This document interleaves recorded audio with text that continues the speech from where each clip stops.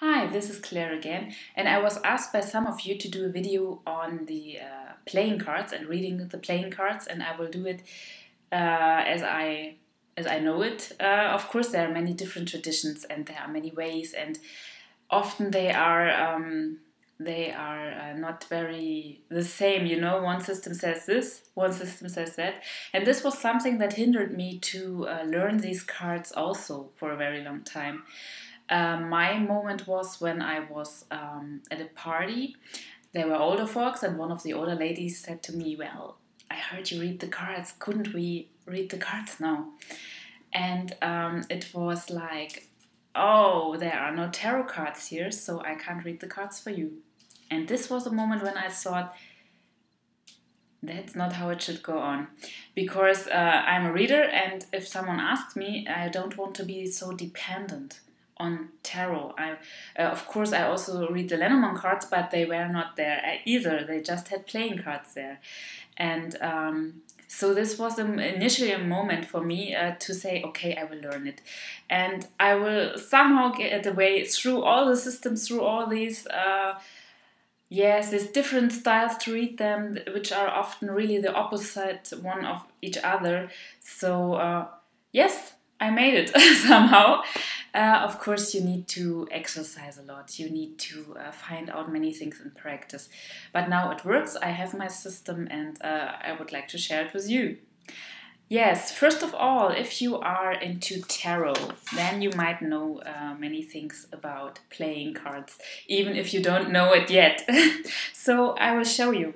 For example, in tarot you have the four elements with the wands, the cups, the swords, and the pentacles. And this is exactly the same with playing cards. Yeah, I show you. Here we have the wands. This is element fire in tarot. And in playing cards, it depends, of course, on the style of your cards. There are many different decks all around the world with different symbols on them. I use here what we call the French version. This will be the version I will be using for the following videos too, because this version has ladies in it. The German version, this is this one, has no ladies in it. You can also read the cards in this way. But these ones are more common, the so-called French version. Of course, you can use any type of playing cards, like poker cards and so on. You will have to take some cards out. We will get to this later. But you can use any kind of playing cards. So we start with the wands. This is element fire, and we also have this in the playing cards. And in this version, we have it as a cross, it is called. Yeah, and you can see this here. Just imagine a little bit. This is also like a tree. Yeah, we have here, these are always living ones in tarot. They have leaves on them. This is a symbol for life force. And here you can imagine this as a little tree, this one. Then you get the connection, you know. And in the German deck, we have the acorns. They are like, yes, where the tree will come from. So this is one family. It is tarot and playing cards are from one symbol family. The only exception is that some playing cards have different number cards. And of course they have no big arcana. But that's the whole difference. There are more similarities than differences in these decks. So... and now we have the cups, and the cups are in tarot, of course, element water. And in playing cards, they are the heart cards. And both cards mean feelings, yeah? I always picked out the aces of the cards, so you can see this very lovely. And yeah, this is very inspiring also for tarot readings sometimes, because the main persons in a tarot reading were sometimes difficult to find out for me. But in playing cards, this is always King of Hearts, Queen of Hearts. And so I started to put this in tarot, like the King of Cups and the Queen of Cups as main persons. And for me personally, this works very well. So maybe this is an idea for you too. But let's get back to the playing cards. And now we come to the swords. Element air, and the spades in playing cards, or as we have it in the German deck, the leaves. Yeah, but the form is always the same. It is always a sharp pointed form, something that might hurt you. Yeah, here also this is like a sharp form. It is round, but the main issue is this sharpness, also in the meaning of the cards. Yes, and then we have element earth with the pentacles. Yeah, and this we have with diamonds in the playing cards, and with the yes, like bells in the German version of the deck, especially with the element earth cards. There are many different variations of symbols. Yeah, this is, of course, the cards were not like oh, now we will do the cards and we will do them like that and so on. This was not something from a company or something like that. This developed over many years, and in every region it was a little bit different. Yeah, so yes, I will use the Skat version of the playing cards. It is most popular in Germany. Yeah, we even had a stamp on this. Of course, I collected it. This is a little stamp, 200 years of Skat display. And here we have the queen playing it. It's not very sharp, I see. The camera doesn't get it too sharp, but you can see them. They have playing cards in their hands, and they are playing the cards themselves.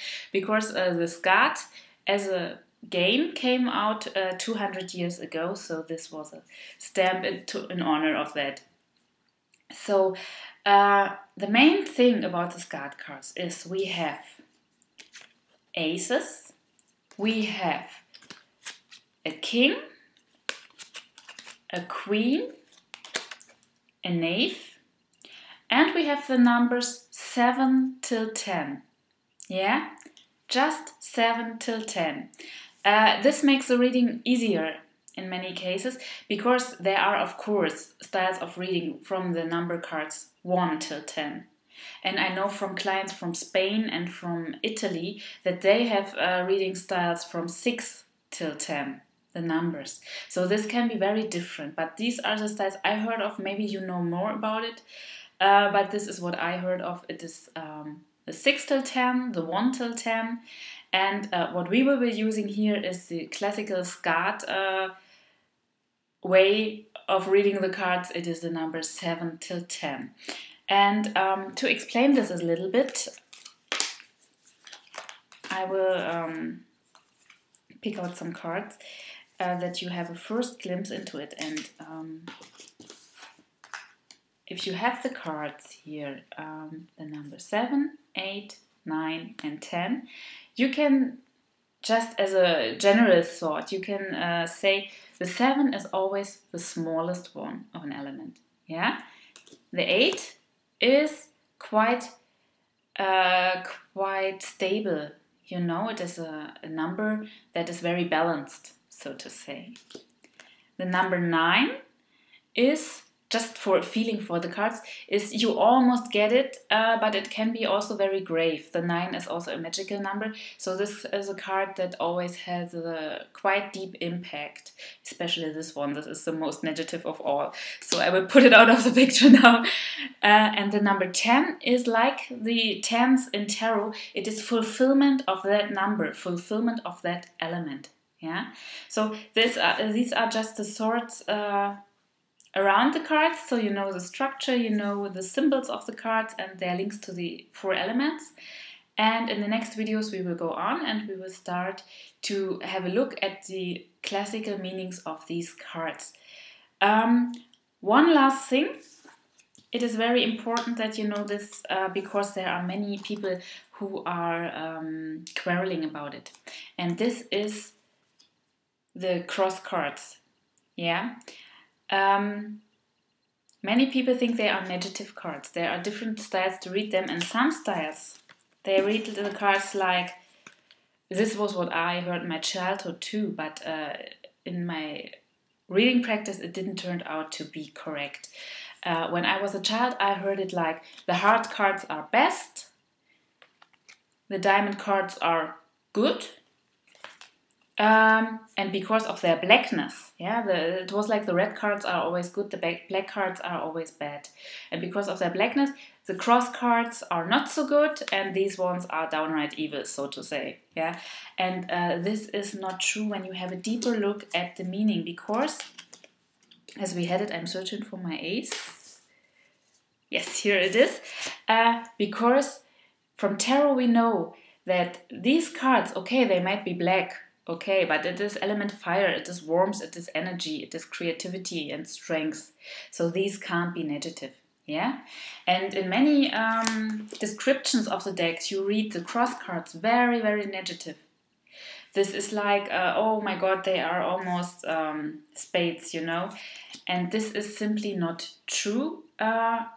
And I won't teach it like that, yeah? Because there is a deeper meaning of symbols, as we have seen through the tarot cards, and so you can't say the red cards are always good and the black cards are always bad, yeah? It's just not that simple. Yes, is there anything else to add? I think it is not. So we will finish this video and we will go on with practice in the next videos.